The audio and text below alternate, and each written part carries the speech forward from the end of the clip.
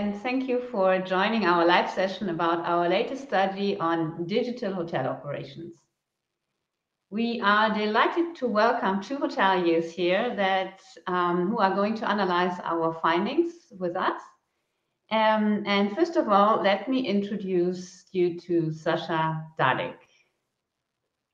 Hello, good morning, everyone, and good afternoon from wherever you're joining. Hi, Sascha. Sascha is a hotelier and active in the industry for more than 25 years. He is a qualified instructor, trainer, and business administrator. His expertise lies in the areas of hotel operations, from housekeeping to hotel management, strategic management, in revenue and distribution, as well as partner and franchise management. In his previous role, he held the position of Regional Director, Central Europe for Wyndham Hotels and Resorts. And he has big plans for what comes next. Thank you very much, Michaela. Thank you very much for inviting me, Christine, Michaela. My pleasure to be here this morning. Cool. Thank you for joining. And also a warm welcome to Christan Müller, who is the Group Manager Technology at Shani Hotels. Hi. So after completing after completing his training as a hotel specialist, Christian worked for companies such as Accor and Starwood, and from 2017 he led the implementation team at the hotel software provider Shiji Group, overseeing the setup of property management system and interfaces. And since April 22, he is responsible for the digital systems and interfaces at Shani Hotel. Thank you for joining us today, Christian. Thanks for having me. So before we begin, we would like to give a big shout out to our sponsors for making this study possible. So thank you once again. And before we dive into the findings, we would like to share some background information with you.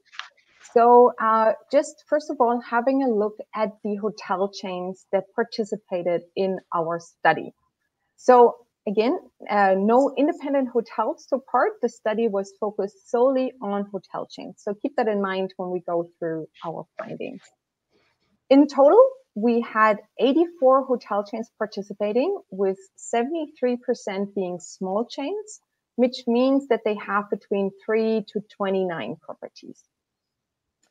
The medium-sized chains make up 18% of the hotel chains that participated and have between 30 to 99 properties. And the 8 participating large chains, so any chain above 100 properties, account for about 90% of all properties, with more than 2,000 properties per chain. Okay, so let's dive into the first findings. Yeah, and here we see record high online direct bookings. So nearly 2/3 of total revenue are online.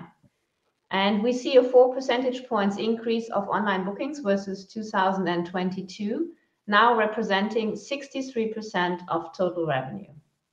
About 3 in 10 bookings are generated via the internet booking engine, and this is a record high number. And it underlines the fact that hotel chains have heavily focused on both technology and CRM strategies. And diving deeper into the online share results, internet booking engine revenue is stronger than ever, with an increase by 9 percentage points, reaching almost 30% in 2023. And again, we're talking about hotel chains here. So Sascha and Christian, my question to you is, what are your thoughts on this trend and possible reasons for the strong increase for hotel chains online direct bookings? And maybe, Sascha, let's start with you and then Christian. Yes, just an idea. So what happened there and what we have seen is that the content on websites itself, it really helps people to understand where is the go-to point. So you could, and this is something that we've learned throughout the pandemic over the last 3 years, that we were able within our hotel chain website to promote all the information we would have solely on the hotel basis. So this was something that the OTAs were not able to distribute so well, which led to the fact that the guests, the customers at the end of the day, were in a situation where they were looking for a trustworthy channel or source, and that were the hotel websites. And while understanding that we were seeing more traffic on our websites, of course, those hotel chains did the just normal thing. They worked on their IBE. They created good funnels in order to make booking possible on the websites itself. So in order to keep the people within the loop of the website, not lose them to any OTA or any other third party. Totally agree. As well as Sascha already said, that also guests learned within the pandemic that it's more or better for the guest itself and the hotels to book directly on the hotel websites. Therefore, the number of direct bookers increased on the IBE. On the other hand, hotels learned all over the globe that they need to define and design a benefit to book directly on their website. However that benefit is, if it's a special rate, special discount, special benefits for direct bookers.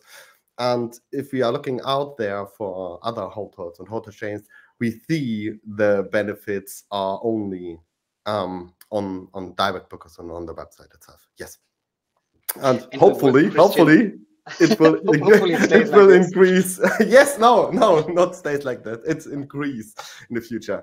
So and let's catch up next year.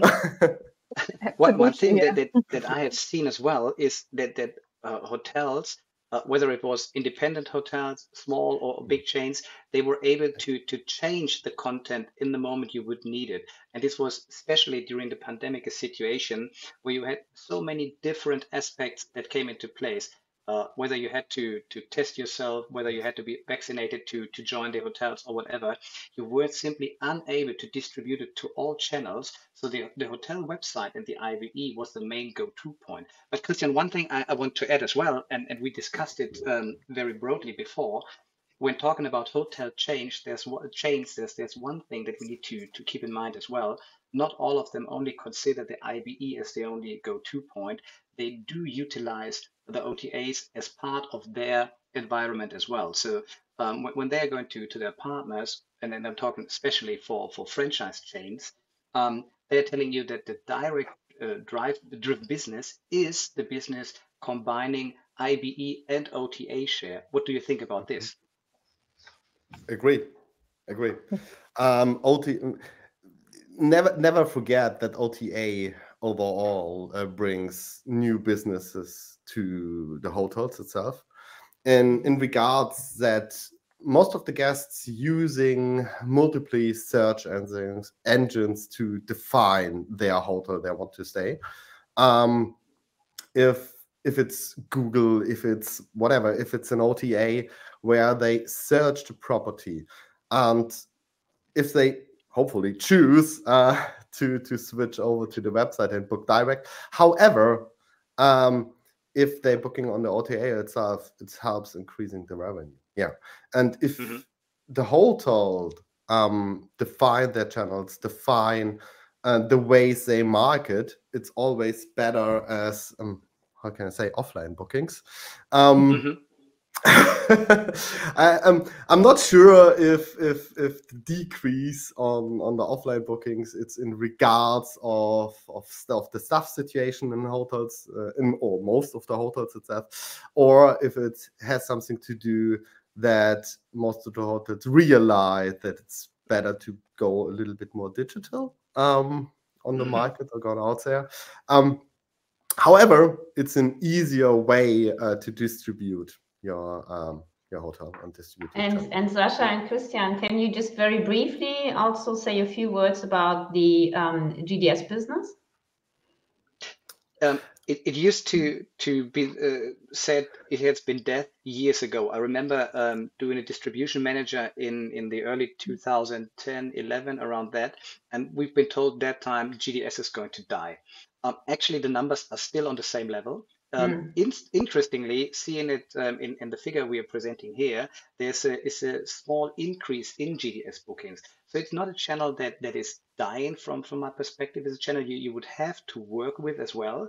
You have a lot of corporate businesses going through it. You do have some travel agency booking through it. So it's not a channel really being set to death.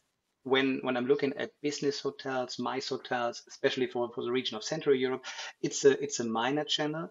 If I would be looking into a holiday destination, let's say Greece, let's say Turkey, maybe, we would have huge tour operators booking via GDS. I believe it would be a different story to see what the number of percentage is in there. Yeah, definitely. Totally agree. Depends. Okay, so maybe let's move to the next slide. And Christine? Exactly. So another important finding of the study is that there's still a lot of upward potential for digitalization and personalization in hospitality. So we asked the hotel chains to rank their digitalization and personalization levels. For digitalization, large chains see themselves as more advanced, actually, versus small and mid-sized chains. And overall, they achieved a 6 out of 10 ranking. When it comes to personalization, on the other hand, we see this trending upwards compared to our 21 study. And interestingly, in this year's studies, small chains considered themselves slightly more sophisticated than large chains in terms of personalization. So how important is personalization at Shani Hotels, Christian? Oh, definitely a high number or a high value for us and especially for our guests. If it's in regards of the benefits of the direct bookers, or if it's in regard that what we can deliver for our frequent travelers, for our frequent guests, to define or to deliver and personal value for the guest and deliver one more reason to come back to us. I think it's also clear why it's more important for small chains in regards to bigger chains. Because of the small chains are faster to adapt changes, to adapt new opportunities, new styles, new offerings, and test it out quickly. And yeah, it's easier to change something for 3, 5, 4 hotels, or change it for 80 or more properties and roll it all over the globe. I think that is one reason, and the other reason is to be still in the market, to be to grab their part of the cake, when I can call it like that. and yeah, as a small hotel, you need to offer something, and the personalization is in quick adopting that mostly every property can have. Yeah. And Sascha, how would you respond from a large hotel chain perspective? It's a different point of view and a different approach, I believe. So what Christian said, I absolutely agree. As a small chain, you would be able to deliver a very personalized business in each and every hotel, due to your structure and everything. When I'm talking about a large loyalty program hosting 90, 100, 190 million members, it's a different level of personalization you would have in there, just by pure size. Anyway, I believe that the personalization is something that should rank higher, and I believe that there is a will of hotels to work on the personalization level. For me, it's interesting then to see if there is a whole guest journey behind, and if this whole loop is being closed. When I book a room, whether it's via an app, via a website, and I provide all my data in there, I would love to have this personalized during the whole process. I don't want to have any undefined emails, any undefined push-up mails or notifications on my phone. I really want to be seen as a guest in there. And when I do see that the hotels, and we have 90% of large chains answering to the questionnaire, they do see a high level of digitalization. The question is, did they do it in the right way? Is this all put together in the right way, or is there a breach? And it could be that there's a breach in between the services, let's say reservation and check-in process, where data is not fluent and you will not have your personalized data being put in the registration form, which you would then just sign online. It simply doesn't happen. And as a huge chain, you would have to take care of so many different markets with so many different aspects. And just yesterday, I had a great call with a colleague from India, and he told me the GDPR thing in India and Germany is not so different at all.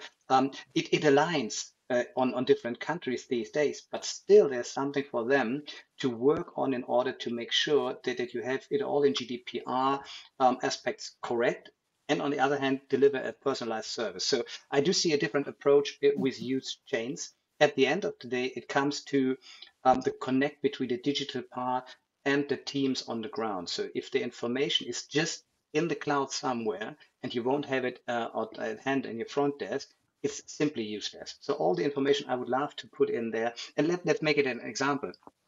I love coffee, but I can't drink milk. So I have a lactose intolerance here. So I would need to have oat milk or whatever. This is an information I would love to pass to the hotel. And in the morning, it would be just brilliant to get a coffee and have someone serving the breakfast telling me, Sascha, we know you need to have this oat milk and it's all prepared for you. This would be a great experience. And this is nothing that we can't provide these days. True. True. Yeah. Totally agree. Okay, so that brings us to our next key finding of the study, and that's the decision drivers for acquiring a new technology solution. And we compared this with our study findings in 2022. And that's quite interesting because the overall costs and affordable integration options gained even more importance in our current study, with 83% of chains requiring this now versus almost 70 in 2022. And this is a major focus area for all hotel chains today. Also, smooth integration options, such as the availability of open APIs, remains a strong decision driver, with almost 70% of respondents requiring this functionality. Yeah, and one-stop shop capabilities, that's maybe also to mention, acquiring all tech from one provider has declined by 18 percentage points versus 2022. And now my question to you both is, what are the factors you see driving the hotel chain's decision when acquiring a new technology solution? And maybe Christian, let's start with you first. Oh my gosh. Multiple factors, yeah. I can totally agree with all the numbers that we see on the chart there. Typical, yeah, keep it real. Costs are always a big decision driver. However, I'm quietly wondering why Open API or the availability for an Open API is not more important. 80, 90, 100% when you ask myself. However, it makes totally sense that an open API is so important compared to the number that everything from one vendor is decreasing. In fact, if you make a decision to switch one system, you quite nearly come to the point to ask yourself as a hotelier, why not switching all the systems you have in place right now? Because yeah, we coming to a point in an area of technology where technology changed so rapidly in months or nearly only a few years, that if you're running in a system that's older than 5 or 10 years, it's quite near outdated in foreseeing the next 2 years. that means overall, if you make a decision or choose one solution for whatever area of your journey, whatever area of your business itself, that it has to be an open API, that it has to be an availability for an API, that in the worst case scenario you can develop whatever for yourself or by yourself, or find a vendor that help to stick it together. Can I just quickly ask, do you at Shiny Hotels, did you use the open APIs from your systems to build something yourself, or use like a development company, or is it just generally that you have this available in case you need it? Both. It depends on we are in an area where low code and no code tools give mostly everybody the flexibility to build things by themselves. And if not so, then they can hire whatever consultancy to help them build it rapidly, quickly, right? And make some online courses and then go from there on from scratch. Yeah. However, on the other thing, you find a lot of other software solutions out there on the market to be available on systems with an open API. And if there isn't an existing interface, it's more easily to talk to a software solution provider and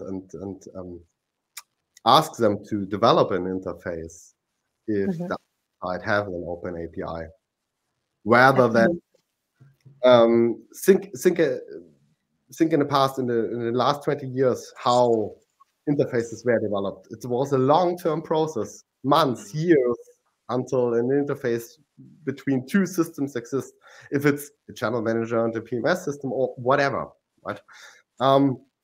Nowadays, this can be done in weeks, in months, right?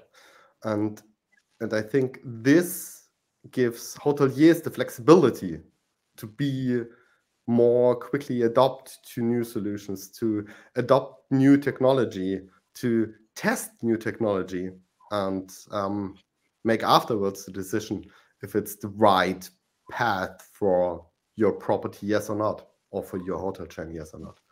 And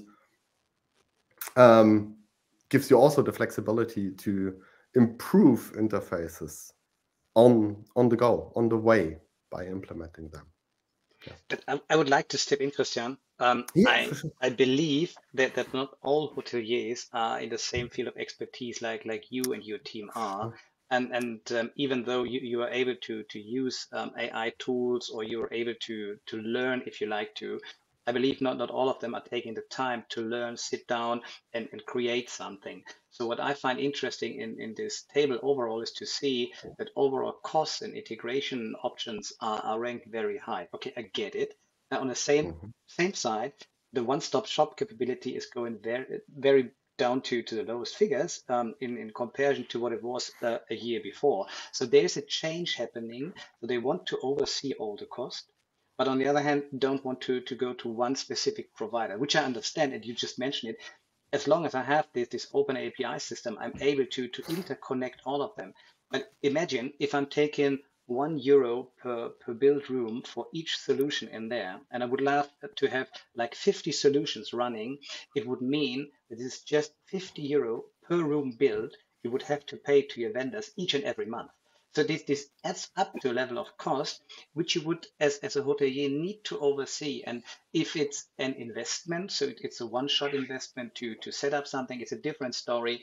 Then you would have a running model where you're paying on the go, as you mentioned, Christian, during the whole process, each and every month. You would really have to calculate it down, keeping in mind you have your own cost of the building, so fixed cost there. You have your labor cost. You would have your commission cost maybe, and then you have all your vendor costs coming up in there. So what's left for the hotelier at the end of the day? So this overall cost factor, I get it, and I personally must say I love that one-stop shop capability is not asked so high anymore, because this leads to really experts in different fields.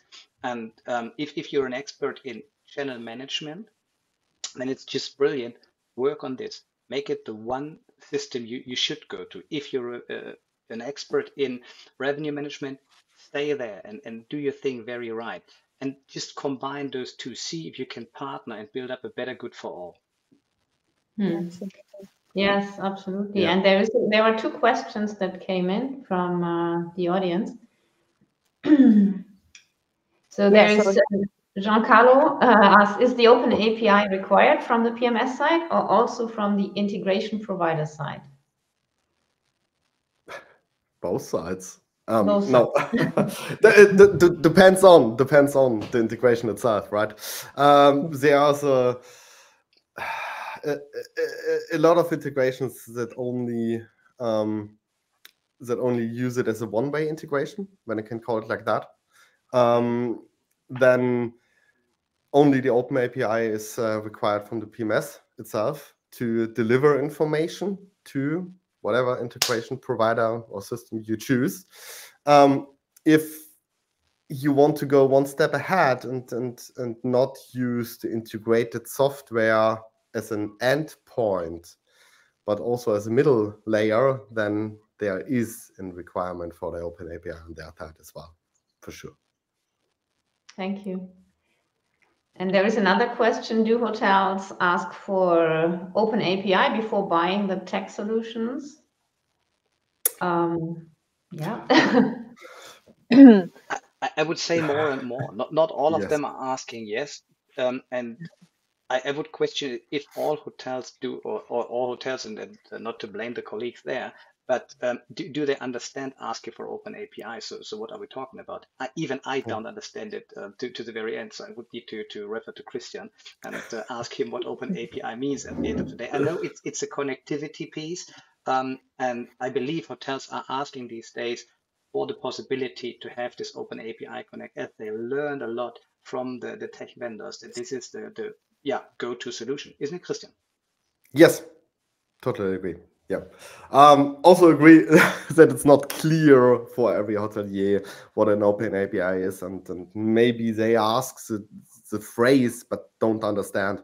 However, if we are looking out there in the hospitality market or in the hotel chain market, a lot of them understand the importance and understand the importance of technology and digital solutions overall, and hire people to help them to understand it, to design a tech stack, and they will ask for an open API and prior to make a decision. Should we just mention what open API stands for, Christian? Just for a second, as you're telling me, maybe many of them doesn't know. I don't know either. So what does open API stands for? Application Program Interface. So, by the way, an interface or the availability for an interface for two programs. Mostly it comes with the part where you can go to a website for a solution provider and read what is possible within their open or within their API, to read protocols, to see what you, as whatever solution provider, can ask the PMS system to deliver.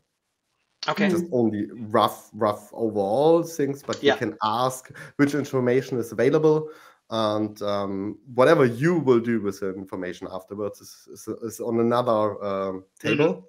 However, to have the possibility to build an interface, and relatively easy. That is the thing. Yeah, and maybe also, sorry. Go ahead.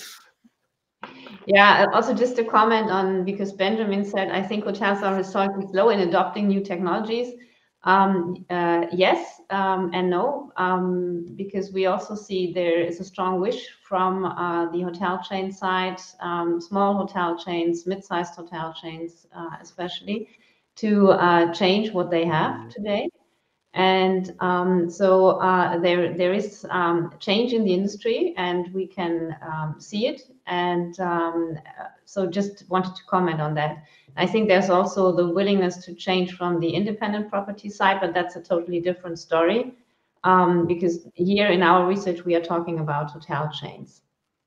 And but I love the quote, Michaela. It's a great quote, and I agree to what Benjamin said. Of course, in the past, hotels were very slow in adopting, but they were never out of scope when we're talking about digitalization. So I remember when I started my apprenticeship in a hotel, I learned to write in this reservation book, right? So this was my main go-to source, and of course we implemented computers. They came on, and it was quite early when we implemented computers and used to work on this. We had integrated cache systems, so it all came together piece by piece. The question is, what am I comparing to? If I'm comparing to, let's say, automotive industry, where robots were driving these chassis around, it was, of course, a complete different story. But if I compare it to the public sector right now, where they're just trying to get rid of the fax systems. So you always have to understand where are we. So we don't or should not underrate ourselves as a business itself. And as you just said, and you found in your study, there is a will to digitalize further, because there's some certain pain point why we would have to digitalize, whether it's a better service, better personalization, take advantage of what's possible out there. And Christian and I, we discussed over the last weeks back and forth what could be happen with AI. What if, and just imagine, what if you wouldn't need a website like you know it these days, because you would have a different go-to situation as you have it today. I have no idea how it should work, but there is something on the go. Yes. Absolutely. Okay, let's jump to our next key finding. Thank you guys in the audience for your participation as well. But we still have some key findings to show you. So let's continue on with the plans for digitalization and automation. So to identify the trending topics, we asked the hotel chains to indicate which steps in the customer journey have been digitized, and if they haven't been, whether they plan to invest in those areas. And this page highlights only those areas where a significant number of chains plan to digitize their operations. So during the search process, more than 1/3 of chains plan to use messaging, and almost 30% are planning personalization features on the website, IBE, and their own app. At the arrival stage, 34% of hotel chains plan an online check-in with digital keys, and 36% are planning to use automated guest recognition. For during stay, demand-oriented and real-time housekeeping is only used by 14% of chains right now, but twice as many are planning to use this in the future. And in contrast to the ones that we have on the slide here, virtual reality, digital or mobile in-room controls, and service robots, for example, are not in the plans for the hotel chains. So in which areas do you see the most developments happening in the near future? Sascha, if you would like to start. So just looking at the table, of course, it is personalization on the website IBE.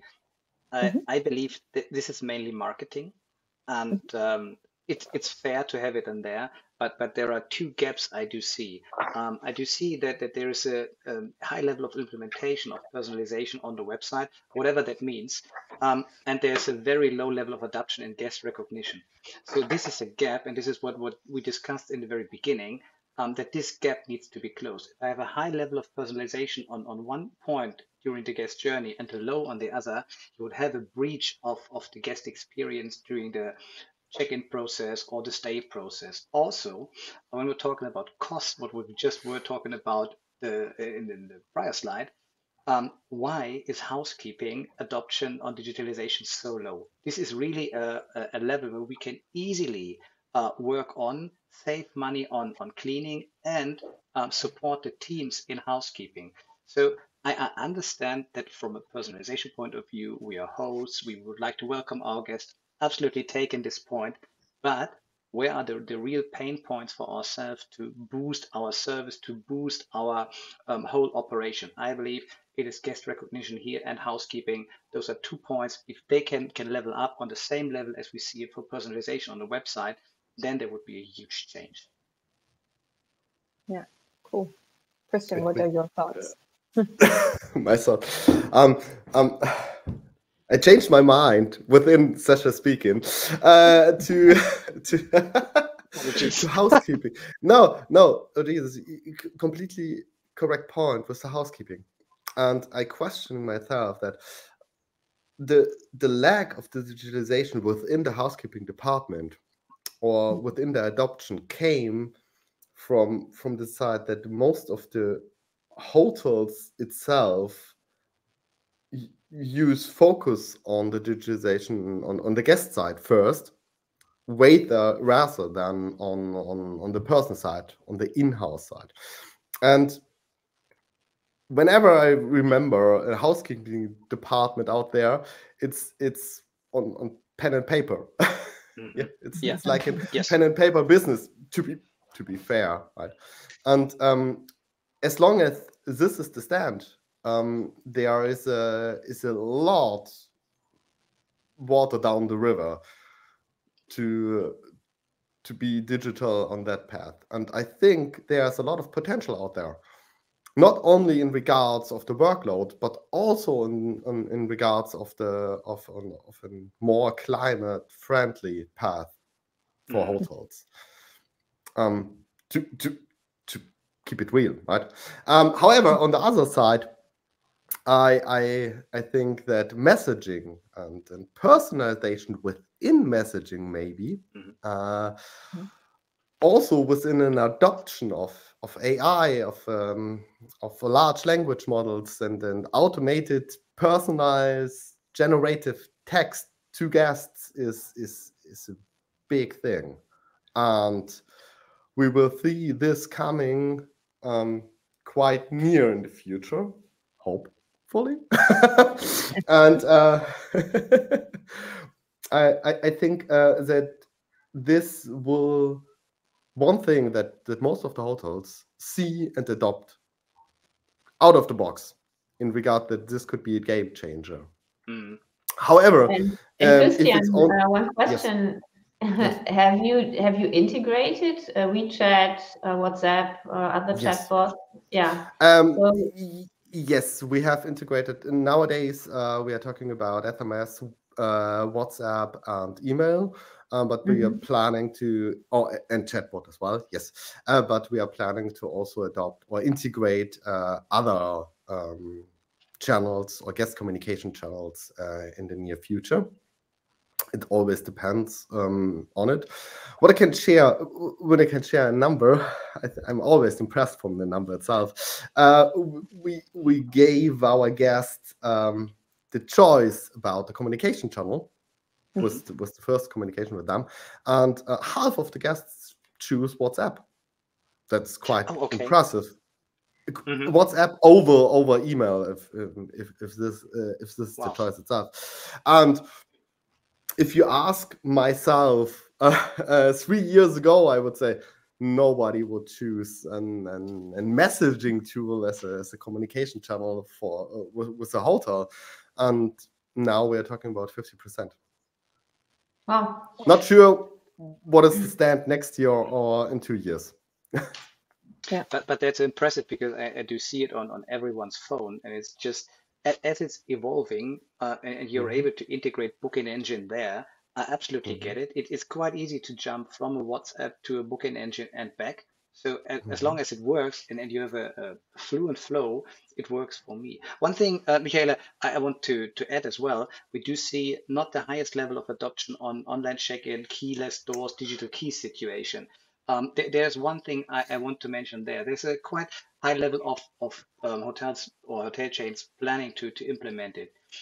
If we stop thinking of implementing it in the whole, but for just a small number of rooms, you can start with it and you can try it out. I believe, and this is to the comment that Benjamin made earlier, maybe we don't adopt any new technologies because we try to have this all completed and all in line. If I'm thinking about a hotel with 200 rooms, I would have to change door locks in there.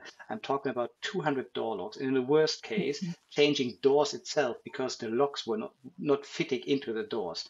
What if I start with just one floor and say, this is the digital floor.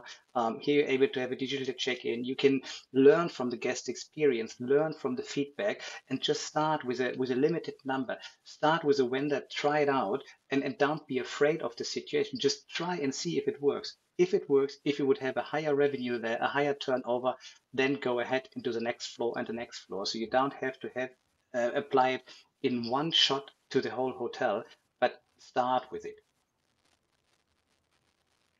Thank you, Sascha. Yeah, no, that's very interesting. And maybe, I mean, we can talk about this for a while, but we have a few slides to go. So, and a few topics to go. The slides are less important, I believe. This discussion is more relevant.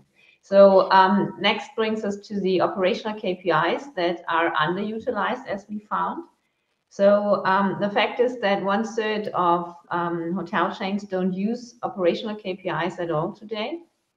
And 11% of the large chains and 33% of the mid-sized hotel chains and 38% of small chains said that no KPIs are introduced yet for digital operations.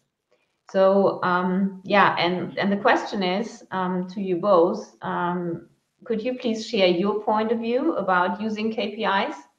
And which one do you consider as the most relevant? Okay, so talking about the most relevant, it would be tricky, but talking about KPIs, I believe you would have to have KPIs and you have to set it. At the end of the day, for me, it's not important to run after KPIs because they can change. And even KPIs can be manipulated if you would like to see a third figure in there. So KPI is always as good as you know what's the logic behind it. But working without KPIs, not having an idea of how many guests are coming from a certain platform, how many guests are really checking in online, how many guests are do you see, and this is maybe more Christian's area of expertise, on the guest journey, and there's a breach, and you identify this number of breaches. Those information is highly interesting for us to learn and to understand where we would have to build these bridges to get these things back together. Yeah, and we have a comment here from Giancarlo again. Why guest-facing integrations only? So, and when the big chunk of costs are in back-of-house operations and the digitalization of housekeeping and maintenance not only can reduce operating costs, but also it will positively affect the guest experience. And linking this to operational KPIs, have you ever tried to link your energy cost to sold rooms? So how much is the energy cost per sold room? And if you would do so, this could be a very interesting KPI to understand if a back of house investment would lower these level of energy consumption per room, which would lead to a complete different story, because the investment of back of house is always something you don't see as a guest. And as a hotelier, as a host, you would normally say, I invest to front of house, it should be nice, it should be cozy, and nobody cares about the heating as long as it works. But with rising costs and working on half a degree or a degree more or less, it could become more and more interesting for you as a hotelier to understand these figures per sold room. Absolutely, with the point of Giancarlo. Thank you. Completely agree. And I think it will become more and more important in the future, not only in the energy cost, but the whole building technology gets more important in future hotels. About KPIs, Yes. I think it's Tell us. everything. No, operational KPIs, it's always hard, and I think Sascha make a point here that they will change within the time. However, adopting a new system, the most important operational KPI for you is how is the adoption rate from guests for an online check-in system, as an example, or for one communication channel, WhatsApp versus whatever, WeChat, and make your figures out of there to make the decision if it's really worth that channel, yes or not.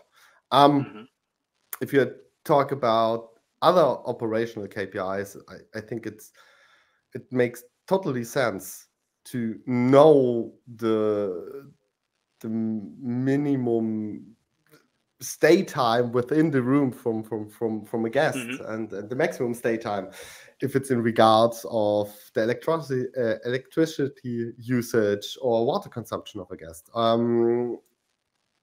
Also a thing, no hotelier or nobody that I see it out there talking about operational costs on the breakfast, on the food, and on the waste production, if it goes like that.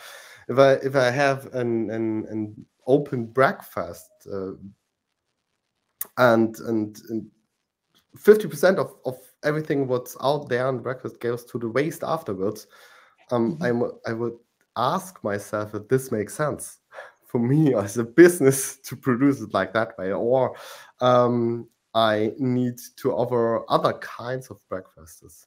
And another really relevant KPI is the breakfast consumption, or versus booked breakfasts for you. Not only in regards of your staff planning for the next weeks, but as well as at your food ordering.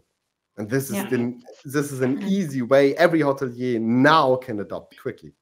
And maybe to add there, Christian, when we're talking about the KPIs, I love to have the KPIs on guest comments, where you would see sentiments as well.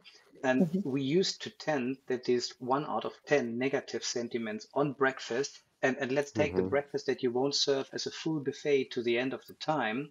There's one negative comment, and we would normally tend to, okay, we have to change it to a full buffet to the end of the time, which leads to a huge level of food waste, which we could easily avoid if we would just understand what were the needs of the guests, did we serve them correct, and not change our whole habits and say, okay, we have a full breakfast buffet, let's say to 9:30 because breakfast ends at 10. And if you're coming at 9:45, no worries, we're going to prepare you a fresh scrambled egg as you like, because it's quite easy for us to do it for 1 or 2 guests instead of having a whole bank standing in there full of scrambled eggs. You would just have to trash it afterwards, which is a nightmare. Yes. Yeah, and talking about breakfast, our next topic. Exactly. I was just going to say that. Yeah, another important thing, ancillary sales. So we had 2 questions for Hotel Chain. The first question was about where ancillary sales are promoted, and unsurprisingly, most of those are in the booking, pre-arrival, and check-in phase. However, the highest growth potential seems to be around stay-based ancillary sales, so which is currently only at 27%. And then our second question was about the potential of ancillary sales. So hoteliers actually expect that ancillary sales could nearly double in volume, reaching 29% of total revenue in the near future from 15% today. Would you agree with that sentiment, and there being such a high potential for ancillary sales? Christian, if you want to start. Depends on. Say yes or no. No. That is not an easy black or white answer in here, because I agree with the thinking about yes, but I think it's more important on the point where to sell it. During the booking process, for sure. During the stay, not quite sure. At the check-in, also not quite sure. But pre-arrival, I think yes, because when you think about okay, I think it's a directly yes from Sascha, and he blamed me afterwards. Not a direct yes, because what you just mentioned on booking pre-arrival, I believe we do have some points of sales of ancillary sales in there already, and this is what you mentioned. It's quite easy. We can put it in the digital booking engine. We can put it in a pre-arrival mail and offer something special, even something personalized. I get it, but on stay, and I just learned about it in November.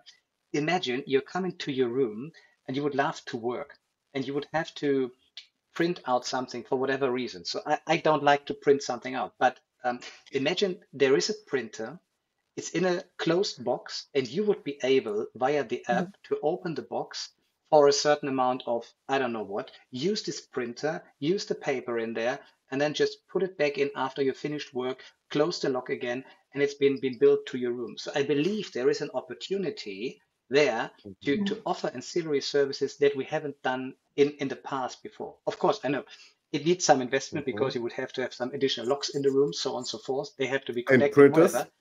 whatever. But from the idea, I believe that there is huge potential, and it could be different services in the room, like this. I would love to work. I would need a printer. I would love to play. Give me a PlayStation, whatever. It could be in the room, and it could be just on demand as you would love it. Okay. Good point.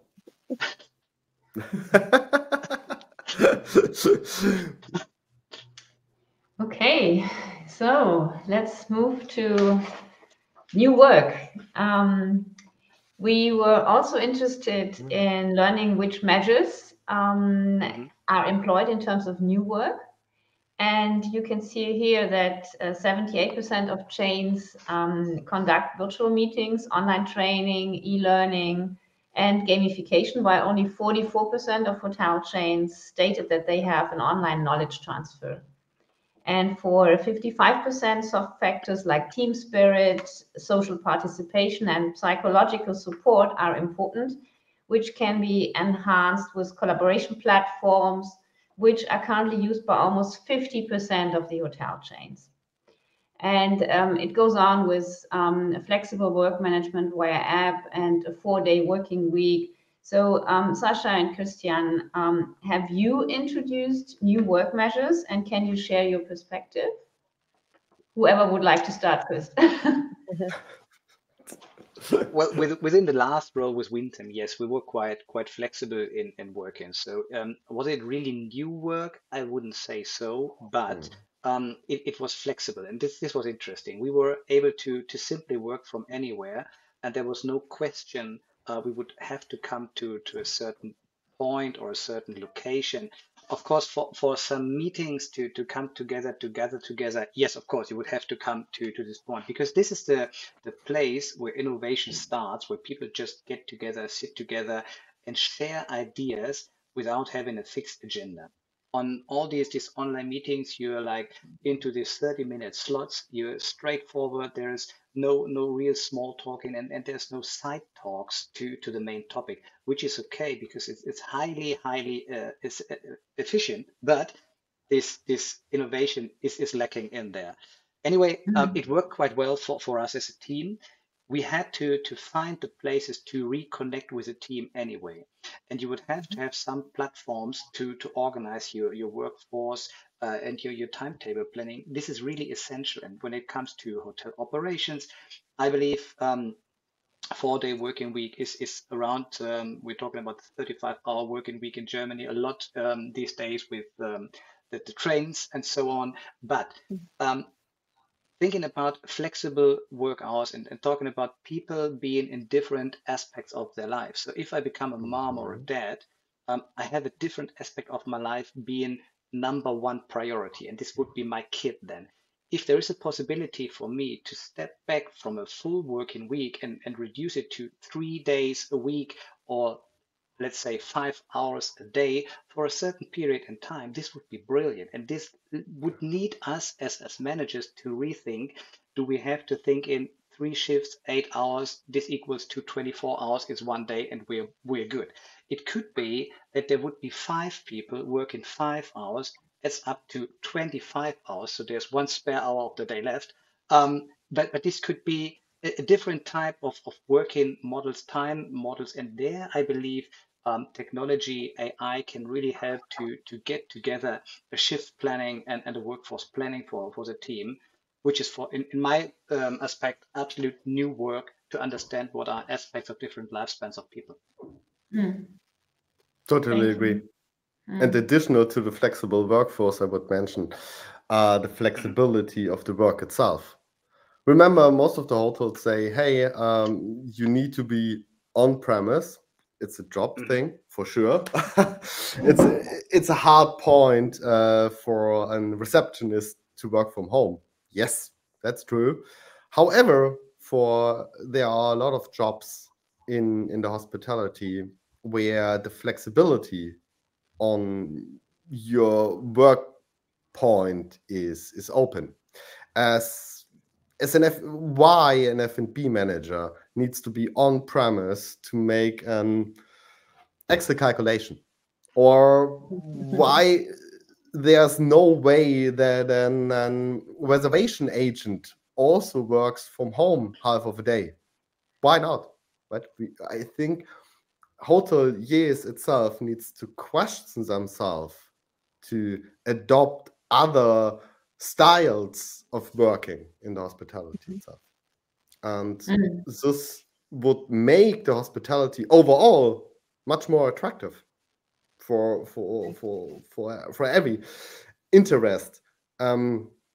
Plus, yes, as Sascha said, there are different requirements on your work in your lifespan or on your personal situation. And I think hoteliers also need to adopt this to may quickly change this situation for you, because there can always be a reason in your personal life to need only 20 hours a week for the next 6 weeks, but only for this small time span or whatever. Yeah, agree. So I think we are about to finish the session. So let's move to our last slide, and maybe we have some last questions that the audience would like to raise. Absolutely. So we couldn't finish, of course, the session without talking about innovation. We heard the word here and there already. Very interesting, though. You can see here we compared our results and findings with the hospitality distribution study from 2022, which, by the way, you can also download from our website. And it just underlines how fast technology is changing and perceptions are evolving. So in 2022, the study surveys were actually conducted before the release of ChatGPT. And we can see what a big impact this has had on the ranking of artificial intelligence, like a more than 50 percentage point increase. So to keep it short, Sascha and Christin, which other innovation areas apart from AI do you see as important, or is it all tied to AI? No. So I would love to question first, is it all AI what we're really talking about, or is it still machine learning? So are we really understand what artificial intelligence means at the end of the day? So by now, and you mentioned, Christian, it's large language models, which is great, and I love the opportunity to chat and to work with it and I get answers to my questions. I believe this could be a huge change to a lot of things around, and it could help us analyzing data. And when it comes to energy management or ESG, I can put a huge chunk of data in there and get a conclusion out of it. And then it would really help us all, not only hotels, but all of us. But what I do see and what I really love is the augmented reality piece. I do have a small bar here at my computer, you can't see it. And it's an head tracking and eye tracking. And I love to play around with it and then work with head tracking and have it in a game. So I'm able to play a video game, look slightly to the left, and the view changes, the POV changes to the left as well. So this really is for me, it's augmented reality. And if I'm looking into hotels, it could be glasses. It could be getting all the information on my glasses of a guest arriving to the hotel. Again, talking about recognition of a guest, talking about knowledge of a guest, talking about building this bridge to online process to personalized check-in. And this is what I would love to see really rising way higher than AI. Yeah. Okay, Christin? One point, most of the people always mix it up. To make it a little bit more clear, I think automation is as well as important as AI, because a lot of people mix it up and think AI is also automation. But to automate a process or to make it clear that a digital process can be automated is way more important for hoteliers nowadays. And as well, we see it in the charts, due to the energy crisis, energy management and building technology would be more important in the next years. Mm-hmm. Yeah, absolutely. definitely. What do you reckon about costs for AI? Another question from John Carlo. Is that going to play a big role? Yes. No. Yes. I think hoteliers are not ready yet to really pay the costs for AI, and what we also see is that the costs are changing, or most of the AI providers, when I can call it like, coming with paid models around the corner and reducing their flexible or free of use models out there. And I think there are a lot of players in the market that also come and target hoteliers. And a lot of hoteliers will have no other way of purchasing the model in the near future, yes or no. However. And maybe to add on there, if I'm on a Microsoft 365 environment, the Copilot situation is quite around the corner. The pricing right now on an enterprise level, I don't know where it sits, Christian, but it's quite high. 21. Anyway, if 21,000 euros bucks per 21 euros per user, per licensed user. They have changed it now. It's now also available up from, I think, 5 users, is it?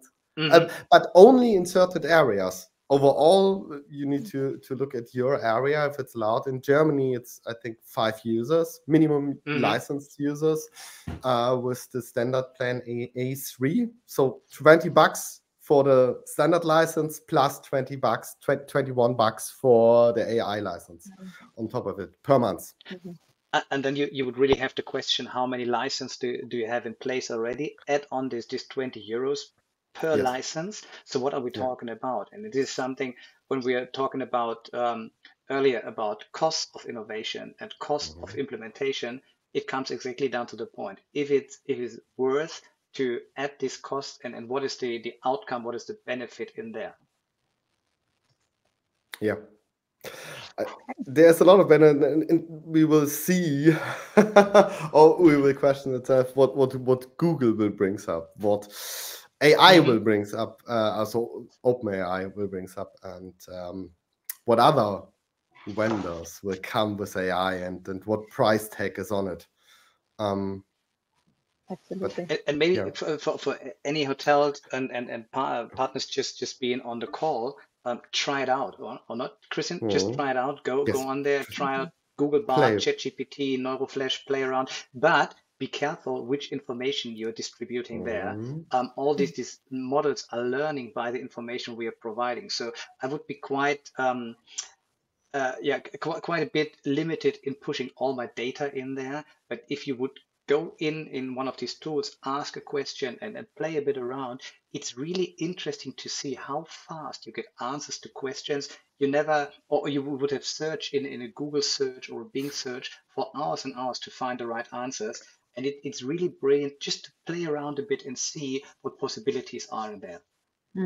Cool. Yep. That's a really good comment to leave off the webinar. So thank you so much, Sascha and Christian, for joining us today and for your feedback. And of course, thank you as well to our audience for your participation and your questions. If you would like to receive more insights about the study, please head over to our website where you can download the report, so h2c.de, and we'll post a link again in the comment section, so you can just copy and paste it. And yeah, just right now we're looking forward to starting our new study about the hotel direct booking acceleration. So if you're interested in sponsoring or participating, please feel free to reach out to us.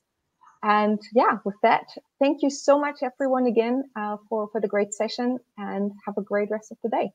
Thank you, Christian and Sascha, again. Thank you very much. Bye. Bye.